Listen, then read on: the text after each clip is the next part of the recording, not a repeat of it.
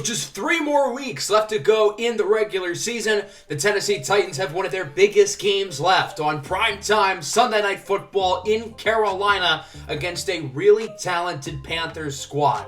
The Titans are playing some great football. They've won 6 in a row. They've clinched the division. They're going to the playoffs for the first time in this series and are playing for seeding. Currently with a record of 10-4, we are tied for the best record in the AFC. And if the cards fall our way, we very well could be the number 1 seed come playoff time.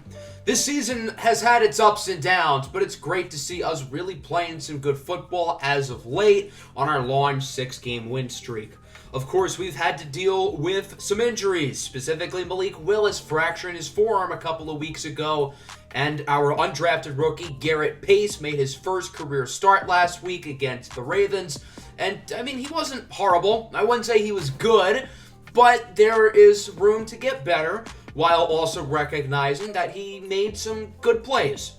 So, as I said earlier, we have clinched the division. We are one of just 2 teams in the NFL to have already clinched a playoff spot, with the other one being the 13-1 Dallas Cowboys. Also worth noting, we are the only team in the league to not have lost at home, and that's a big deal because we're going to have at least 1 home game in the playoffs, hopefully more depending on seeding, as we are currently tied with the Steelers and Chiefs for the best record in the AFC.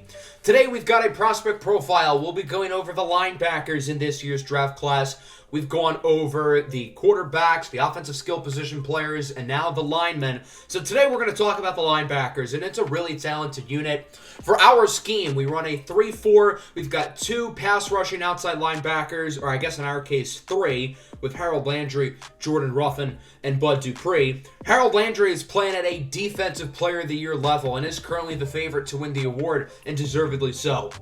Bud Dupree's a fine player, but he's probably more of a placeholder. And then Jordan Ruffin is good. He has shown signs of improvement, but we're not convinced yet he's the guy. So we're certainly going to be looking for some outside linebackers. And then in the middle, we have David Long and Zach Cunningham. Both of them have pretty much identical stats. They've both been pretty good, but I'm not overly convinced that they're going to be the guys of the future. So don't be surprised if we look at linebacker early in this draft, and there are certainly some good ones across the board. As we start with left outside linebacker, Asher Gonzalez out of San Diego State has really risen his stock this year and looks like he'll be a first-round pick. Going into the year, nobody in NFL draft circles knew who this guy was, and now it's looking like he's going to be a first-round pick.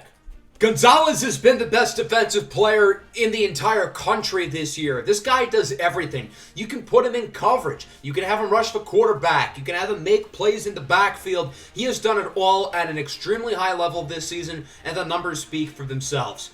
Gonzalez in the regular season finished with 124 total tackles, 34 for a loss, 9.5 sacks, 3 interceptions, 5 pass deflections, 2 forced fumbles, and a touchdown. Not to mention he's got NFL athleticism, and with the production this year, the versatility, he looks like a first-round pick and could be a really good fit on the Titans' defense. He'd probably shift inside and play as a 3-4 middle linebacker if the Titans were to pick him. Pierre Morales from LSU is a pretty interesting player, currently projected to go late on day 2. He's a total athletic projection. He's very raw, but there is a very high ceiling with this young man. If you look at the athleticism, it is really, really impressive. Most people 6'4", 240 pounds do not move the way he does. You hope he adds some play strength, maybe 20 pounds to bulk himself up as more of a pass rusher. He's raw, but I think there's a lot of upside. There's some interesting day 3 players here as well. Wallace Lee Anderson, Jonathan Mulaney, and Cody Harris headline the list. But I want to talk about this kid from Louisiana Tech, Giovanni Scoped. He's another player who's more of an athletic projection, but I think with some of the production and flashes he has shown this year as a senior, the ceiling for Scoped could be pretty high with his speed and his quickness. So I think he could be a really interesting flyer on day 3, and he has had a really good season this year. 5 sacks, 3 interceptions, 15 tackles for loss. Louisiana Tech has used him in a variety of different ways on the defense, and he has really thrived. And I think he could be a really good pro if developed right. Let's move over inside now. We've got 4 guys who are possible first-rounders. None of them are first-round locks by any means. As we start with Raymar Beckett out of Notre Dame. Beckett is more of an old-school, hard-nosed, thumping linebacker, 6'1", 240 pounds. He's not a bad athlete, but he's not necessarily one of these new school sideline to sideline freak linebackers that we've seen with guys like Devin Bush, Devin White, and Patrick Queen in recent years. Beckett is more of a traditional thumper. I mean, this is a guy who can make plays in the run game. He's really improved in coverage this year. He has 3 interceptions and has been very consistent in that area of his game. So I think for now, he's probably the top projected off-ball linebacker, but there are a few players right on his tail who very well could pass him come draft season, especially considering Beckett is not the best athlete. He's not going to wow people at the combine. Ebenezer Wilson out of Florida State's been a highly productive player over the last few seasons. Florida State's defensive scheme is pretty similar to the Titans. They run a 3-4. They have a lot of the same personnel, so I think he would be able to fit in Tennessee right away. Now, I don't know how the Titans feel about using a first-round pick on an off-ball linebacker, however, but if they do, Wilson would be a great choice. Good athlete, good production across the board, pretty good as a run defender, solid in pass coverage as well, and he's a hard hitter. 3 forced fumbles this year. I think he's a really, really talented player, and when it's all said and done, I wouldn't be surprised if he is the top off-ball linebacker off the board in this year's draft. But Beckett and Wilson are not the only projected first-rounders here.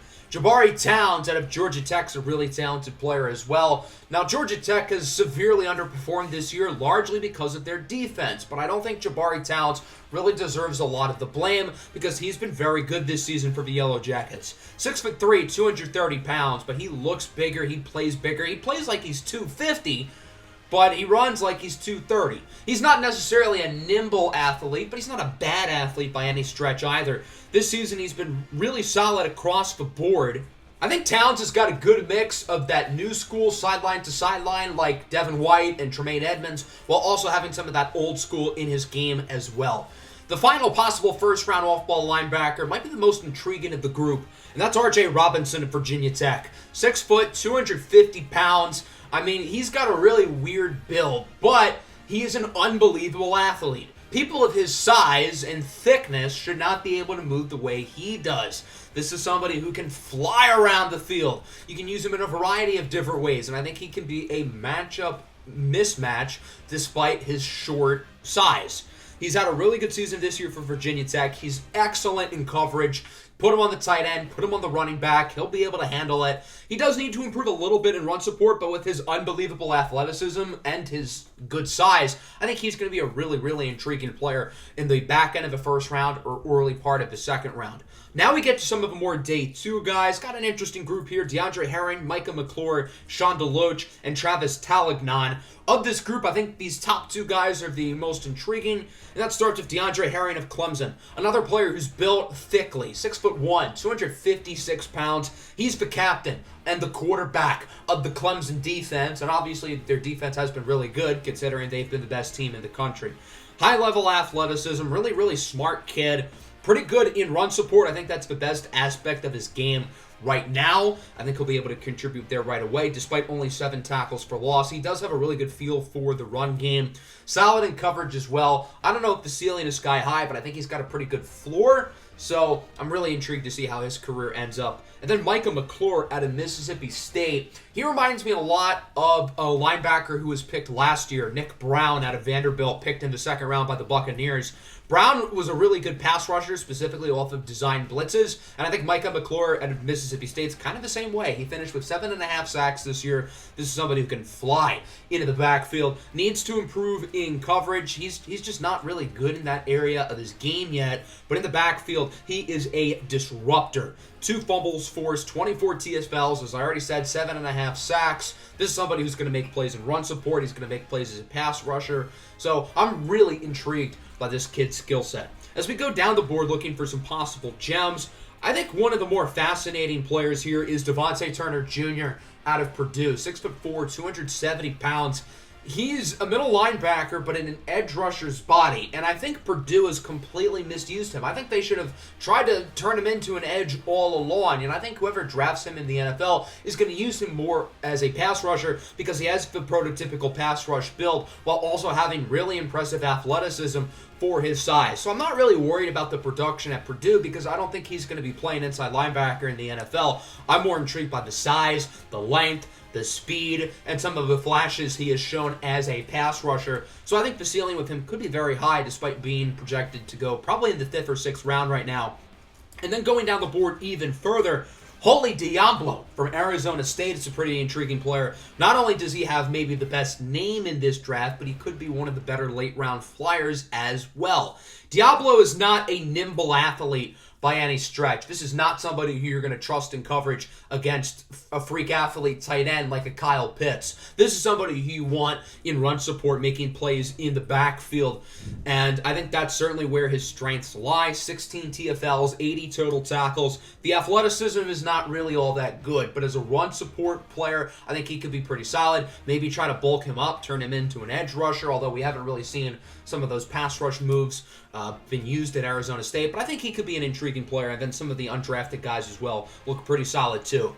As we move on to right outside linebacker, this is where most of the high-end talent at the linebacker position in this draft comes from. No further than Devin Banks out of Auburn, who's been one of the best defensive players in the country over the last 2 seasons. Last year as a junior, he was phenomenal, a menace in the run game, dominant as a pass rusher, and really good in coverage. This year as a senior, he has taken himself a step up, and according to the award voters, he was the 2nd best defensive player in the country this year, only behind Asher Gonzalez from San Diego State, who we talked about earlier. Banks is 6'2", 250 pounds. He's a little bit small. He's kind of the tweener, which is sort of the concern with him because he doesn't really have the size to be an edge rusher. I don't know if he's got the athleticism to be an off-ball linebacker, though, so maybe you try to bulk him up, turning him into a pass rusher, use him kind of like a Micah Parsons or a TJ Watt in that sense. Not that he's necessarily going to be as good as those guys, although he certainly could, especially with some of the top 5 grades that teams have been giving out. He's a somewhat similar prospect to Cyrus Okpoko, who was selected number 2 overall last year by the Texans. Okpoko is a little bit bigger and a little bit more athletic. He's a really versatile player, yet the Texans have found a way to completely not use him to his strengths at all. So hopefully whoever drafts Devin Banks won't make the same mistakes, and they put him in a good scheme and let him cook. Behind Banks, there are some other possible first-rounders here with Rashawn Russell, Josiah Wake, and Jaleel Joolham, all of whom are very different players, but all very good in their own right. As we start with Rashawn Russell, I think in terms of pure talent and pure intangibles, he's one of the most talented defensive players in college football. He doesn't necessarily have elite size or athleticism, but he's a really smart player. He knows how to make plays in the run game as a pass rusher and in coverage. I think with his lack of size, he'll probably be used more as an off-ball linebacker. If the Titans were to draft him, he'd probably be more of an inside linebacker in this scheme, which is what David Long and Zach Cunningham do. Russell may not have the size and athleticism that NFL teams drool over, but he's reliable, he's consistent, he's a leader, and I think he's going to be a really, really good pro for quite a long time. Very high production over the last 3 seasons as a key starter for the Oklahoma defense, and we'll be getting to see him more in the college football playoff. He played pretty well in the SEC championship game against Kentucky, constantly making impact in the backfield. So I think he's going to be a good player, but I don't think we're ever looking at elite status. But if you want someone who can be reliable for your defense, then he could be a good pick. Josiah Wake, on the other hand, I'm not really as sure about. He does have the size, length, and upside you look for. 6'7", 285 pounds. He gives you the prototypical size that you look for on the edge. And early on in his Texas career, it looked like this was going to be a very, very high draft pick. As a sophomore, he had 8.5 sacks. He was one of the most disruptive forces in the country.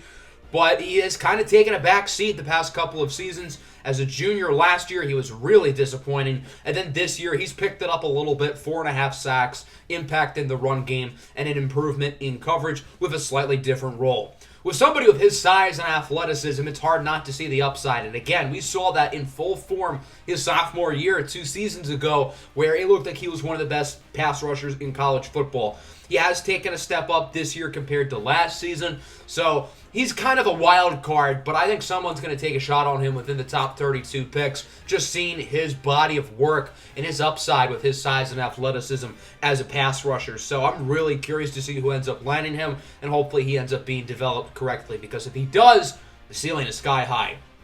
After these top 3 guys, I think Jaleel Joolham could be solid value in the early 2nd round. 6'1", 250 pounds, a redshirt senior for the University of Southern California defense. This is somebody who's great in the run game, improving as a pass rusher, and pretty solid in coverage as well. I'm not really sure what his scheme fit would be. He's another tweener in the sense that I don't know if he's got the necessarily coverability to play inside, but he doesn't really have the size and upside you look for in a pass rusher. So I think realistically, you either try to improve his pass rush ability, add some more play strength, which he has shown the ability, 5.5 sacks this year, or try to get him to improve in coverage. He did have 4 interceptions last season, so there are a variety of ways that he can be used. And then as we go down the board even further, there are some more interesting players here. Corey Clifford from Pitt has had a great season. Jason Gatewood, Kobe Davis, really solid players who could be interesting day 3 selections. Kamani Battle and Mustafa Mumoni as well.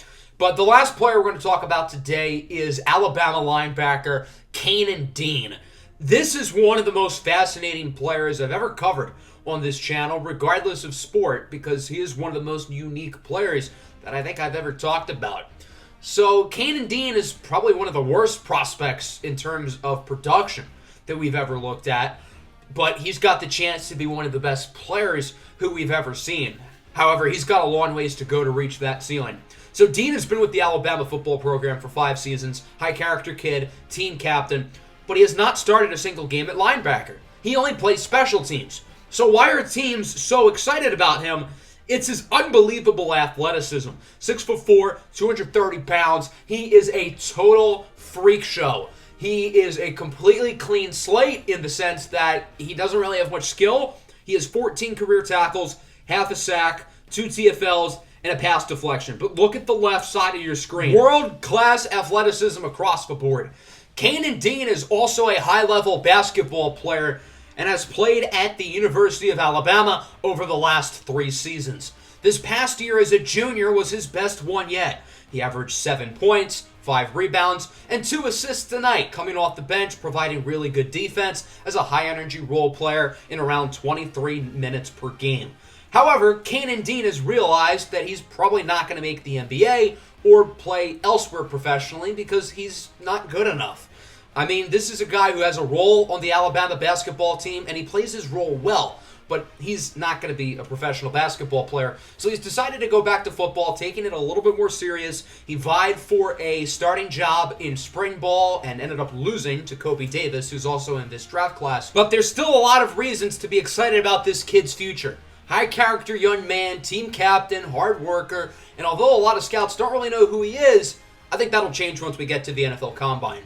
Some underclassmen to watch out for who could declare for the draft this year or be really high picks next year include Babatunde Momadou from Texas, Arthur Balthazar, Robert Prince, Ronnie Dayton Quinn, and Birdmeyer Vincent. As we move to middle linebacker, we got the kid out of Minnesota, Giacomo Vivaro, Kelly Forrester, amongst others. And then at right outside linebacker, Grant Rambo from Georgia, really good player. Spencer Gotham, Elijah Shamalant, Hyman Crowley, some really good young linebackers in college football who could enter the draft this year or are expected to be very high picks in the future. So there you go. That's the prospect profile. Let me know which players you really like down below in the comments as we now focus on our game this week against the Panthers, who have been really disappointing this year. They started off with a blowout win over the Vikings, but as we have learned, the Vikings are horrible. Now, Carolina has won 2 of 3. They are starting to play a little bit better. They beat our rivals, the Jaguars, on Sunday Night Football last week, of course led by Baker Mayfield, who had a great season last year. He led the Panthers to the NFC Championship. They paid him the big bucks, and it's kind of backfiring a little bit. Not that Baker's been bad, but, well, the team has been nowhere near as good. Christian McCaffrey is a dynamic weapon out of the backfield. DJ Moore's a great young receiver, too. And then on defense, they've got guys like Brian Burns, Shaq Thompson, Jeremy Chin, Derek Brown, and J.C. Horn leading the way, with plenty of talent on the offensive line as well, including Ike Ekwonu and first-round rookie Keelan Aliu-Jones. It should be a fun matchup here in rainy Charlotte, North Carolina. The weather certainly expected to play a role in tonight's game. Both of these teams have questionable quarterback play and 2 really good running backs, so I would expect the ball to be on the ground a lot. Can the Titans make it 7 in a row, or will the Panthers, rocking their fully black alternate, get the win and stop the Titans' win streak?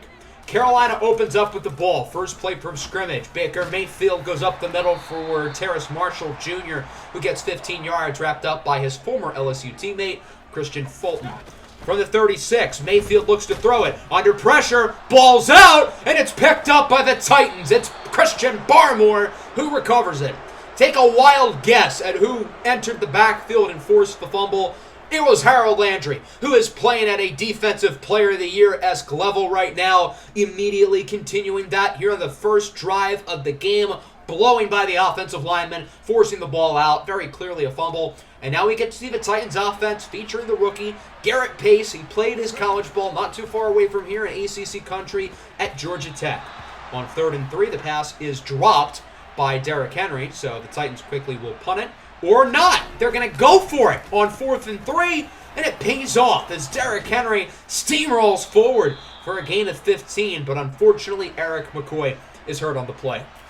1st and 10 now at the 24. Pace looks to throw it, goes up the middle for Robert Woods. Nice throw and catch. So far, Garrett Pace looking pretty good. The last time Garrett Pace played in this stadium was at the ACC Championship last year, where Georgia Tech blew out Florida State, as Pace finds the first-round rookie Scotty Piggins for a touchdown. Piggins with his 7th score of the year, dancing in the end zone as the Titans lead 7-0. Well, they still got to make the kick first, and that should be a guarantee. Randy Bullock has not missed one in this series until right now. What the hell was that? Okay. So, Randy Bullock, who has not missed a single kick in this entire series since episode 1, the perfect streak is over because of whatever the hell that was.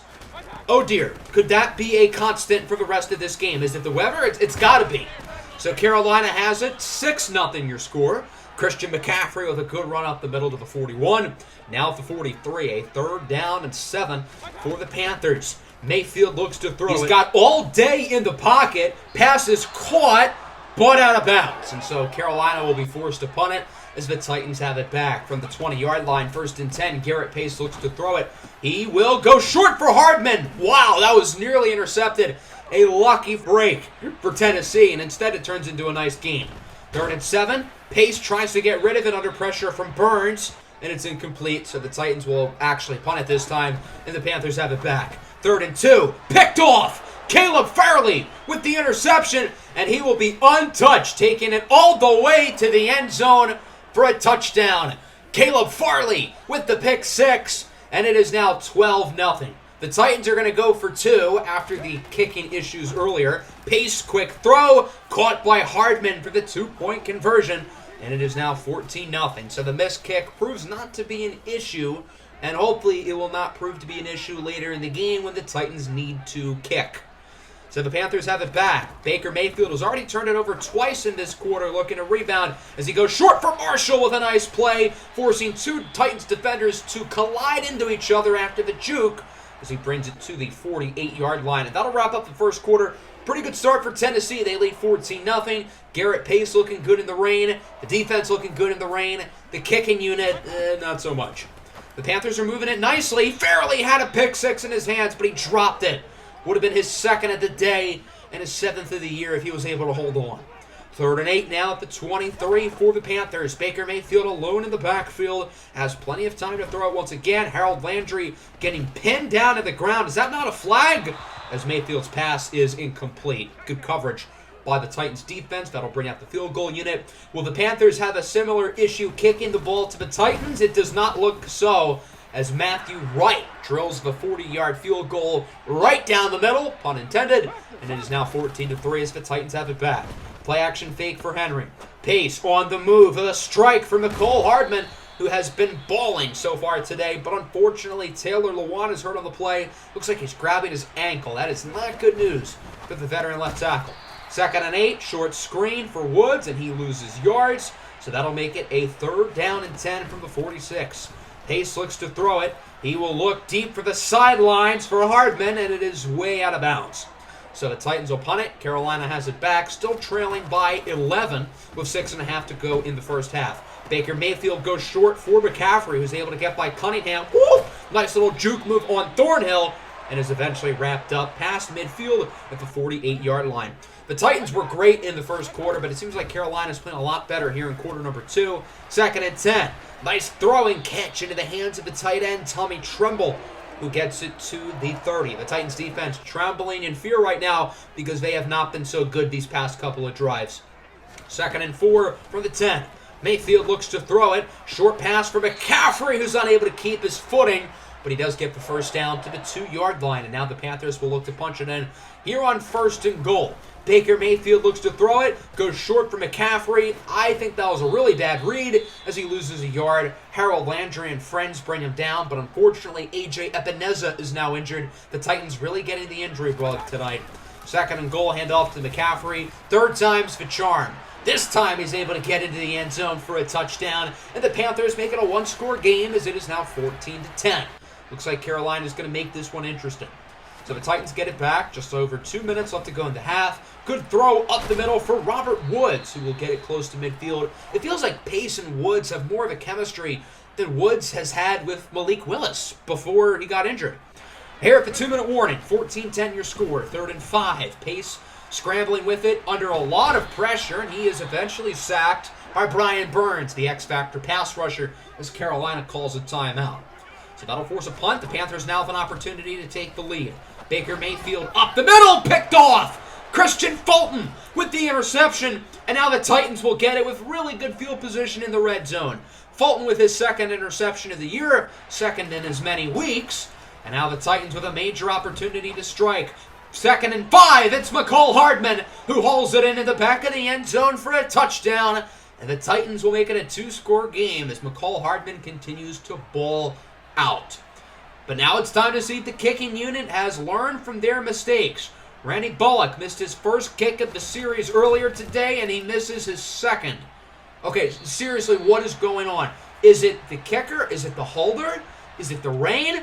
I don't know what the deal is, but now the Titans can't really kick because they know it's not going to go in. They can't kick for the rest of the game. That's not good. So the Panthers are going to look to drive down the field as McCaffrey makes a nice play. And then eventually with 10 seconds left, they would send the field goal unit on. 48-yard try here for Matthew Wright. He made a field goal earlier, sinks another one here. So it's clearly not a universal issue, so we can't really blame it on the weather because Matthew Wright is having no problem making his kicks. That'll wrap up the first half. 20-13 your score, the Titans lead. The offense has been really good. The defense has been really good. But the kicking, I think there's a real cause for concern there if the Titans can't, figure that out at halftime. So as we go into the second half, let's get our halftime report first.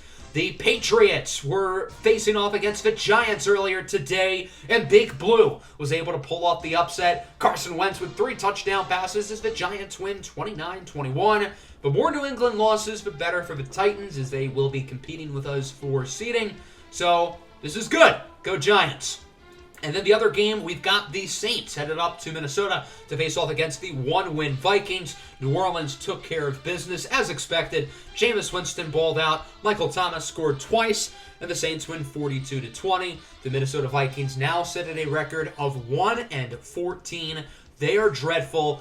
Cade Hutchinson, I hope you're ready for Minnesota because it looks like you're going to be wearing purple and gold with the Vikings, assuming they get the number 1 pick, which I would imagine has been all but assured by now. The Monday night game is a good one. The Denver Broncos head down to Jerry's World to face off against the 13-1 Dallas Cowboys. How about them Cowboys? They've been balling this year. They look like the best team in football right now. So as we go to the second half, I think we're in a pretty good spot. We're winning by 10. We start with the ball. Hopefully this kicking thing doesn't prove to be a big issue. I still want to focus on throwing the ball, but I really like what I'm seeing from Garrett Pace. He's playing great. And then the defense, they're playing really well too, but keep it going in the pass game. Baker Mayfield has turned it over 3 times, so hopefully the defense can keep it going. On first down, Derrick Henry with a big run up the middle, stumbling to the 50. Although the Titans are still focusing on the pass game, expect Derrick Henry to get the ball more here in the second half. He only had 6 touches in half number 1.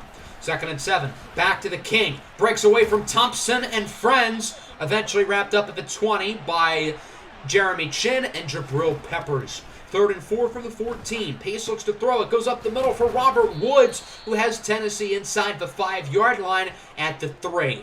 Now a 1st and goal. The Titans wouldn't be able to punch it in on 1st or 2nd and goal, so now it's 3rd down. Henry up the middle, just shy of the end zone.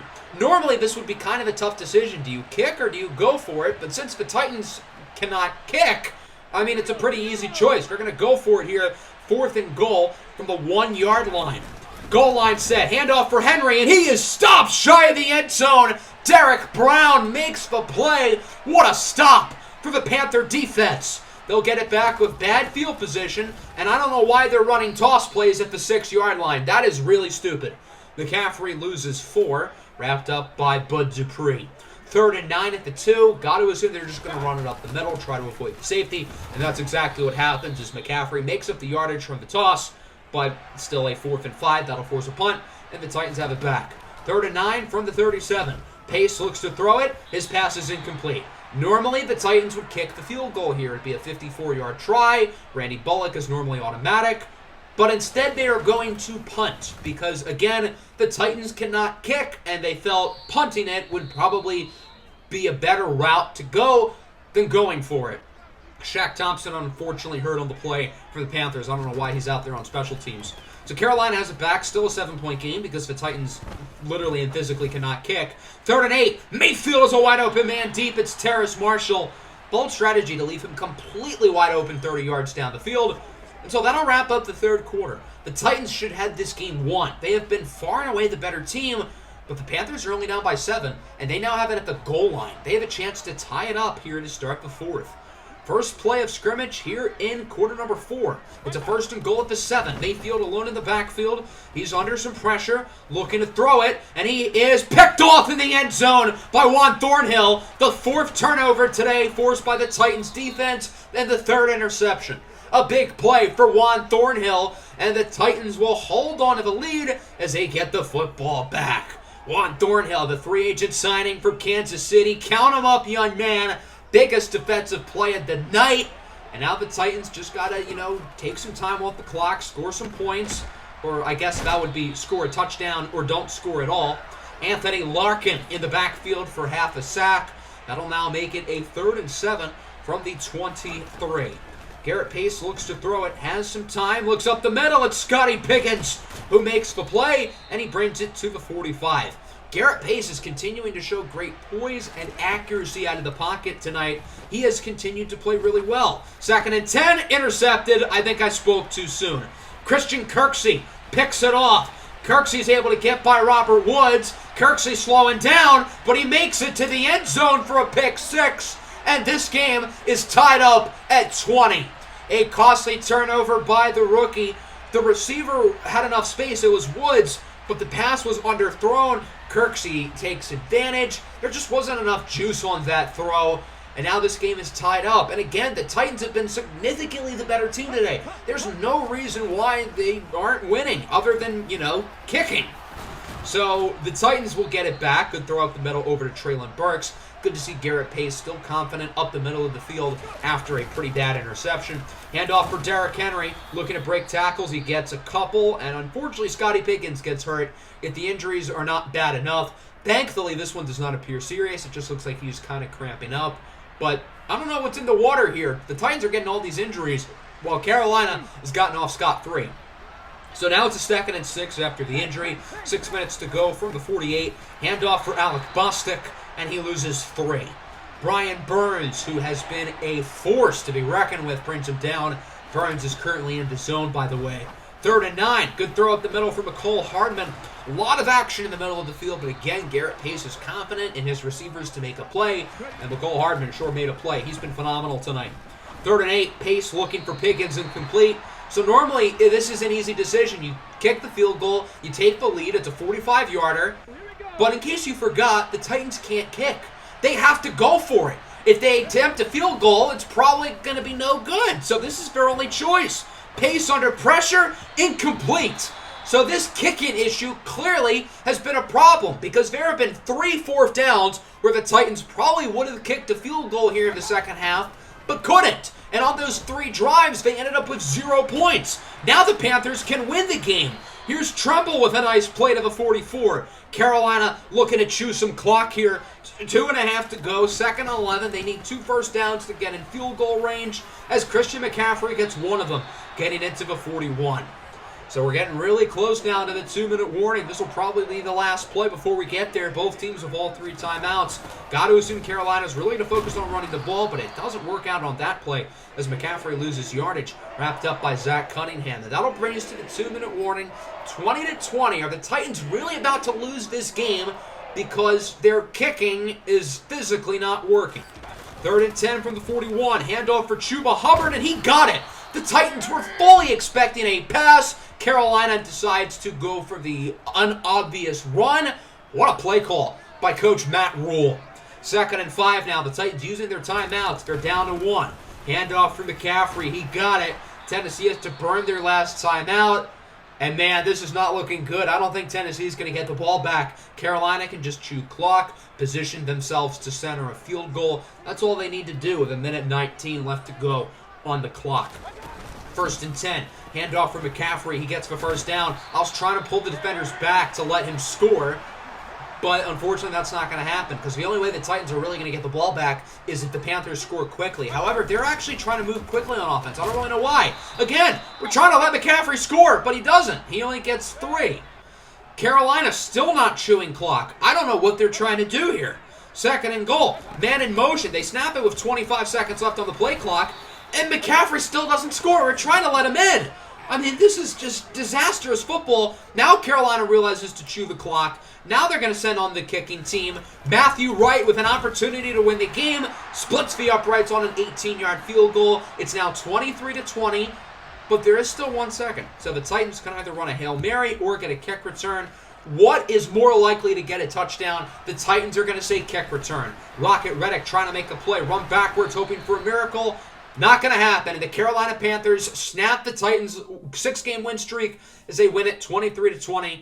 Matt Rule fired up on the sideline. Zebediah Phoenix thinking, what the hell happened? And you know what, Zebediah? I'm asking the same question. Because the Titans were the significantly better team today on both sides of the ball. The offense was good. Garrett Pace had his best game yet, minus the interception. The defense was great. We forced 4 turnovers. But we couldn't kick. We missed 2 extra points. And then in the second half, our inability to kick field goals costed us because there were 3 drives where we could have taken the points. 2 of them we went for it and missed, and 1 of them we punted it. So those were drives where we could have gotten 9 total points, and instead we ended up with none. We did not score in the second half. Although the Panthers outgained us by 100 yards, if you watched the game, it was pretty obvious that we were significantly the better team throughout the entire game. But Randy Bullock couldn't kick, and I don't know if it's Bullock's fault. I don't know if it was the holder. I don't know if it was the snap both times. I don't know if it was the weather or the ball or what. But we got to get this figured out because clearly we have learned Randy Bullock's kryptonite, and it is kicking in the rain. Looking at the numbers today, Baker Mayfield was pretty bad. He did have some big-time throws in the 4th quarter, but 3 interceptions not going to cut it. Garrett Pace I thought was good. Obviously, the pick 6 was really bad. But other than that, I was impressed. I thought he had a good game. Both teams ran the ball well. Both receiving cores were good. McCole Hardman had one of his best games of the year. I was very impressed with him. And there were no drops, by the way, which you would think would happen with the rain. Our defense was really solid, although we should have forced more pressure. Only 1 sack, which was the strip sack by Harold Landry on the first drive of the game. But we did have the big 3 interceptions, including the pick 6 by Caleb Farley. But the pick 6 by Christian Kirksey offset that, helping Carolina win the game. Not to mention, we have 2 new injuries. Both of our starting left tackles are hurt. Taylor Lewan dislocated his ankle, and Nick Petit-Frere dislocated his elbow. So for now, we're going to have Dylan Ray-Dunes, an undrafted rookie, Jordan Greer, start at tackle. Luckily, we do have an extra roster spot. I haven't signed anybody since we put Malik Willis on IR, so we're going to look for some depth along the offensive line at left tackle with Jerron Christian, who's going to be our number 3 tackle going forward until Nick Petit-Frere and Taylor Lewan get healthy. Petit-Frere should return from the first round of the playoffs. Lewan should return from the second round. As we take a look at the scores around the rest of the league, the Steelers lost, which is good, but the Chiefs won, so we are now the number 3 seed, and the Rams won, which is not good because we had their first round pick, and we really don't want them to get into the playoffs. Players of the week, Cooper Kupp, Nick Bosa, Josh Allen, and C.J. Mosley. So there you go. We only got 2 more weeks to go. Both of our games are at home, and we play really well at home. We are now the 3 seed in the playoffs. We don't have the head-to-head tiebreaker against the Steelers, and the Chiefs are now a game ahead of both us and the Steelers. So next episode will be Week 17 against the Saints. We're going to do the prospect profile on defensive backs, and then the following episode will be Week 18 at home against the Texans to wrap up the regular season. That'll wrap up the episode. Certainly a disappointing game. I don't know how we lost it, but We got to take an L, I don't know, on the chin. Is that the saying? Make sure to leave a like and subscribe to the channel if you are new. Peace out. Tighten up.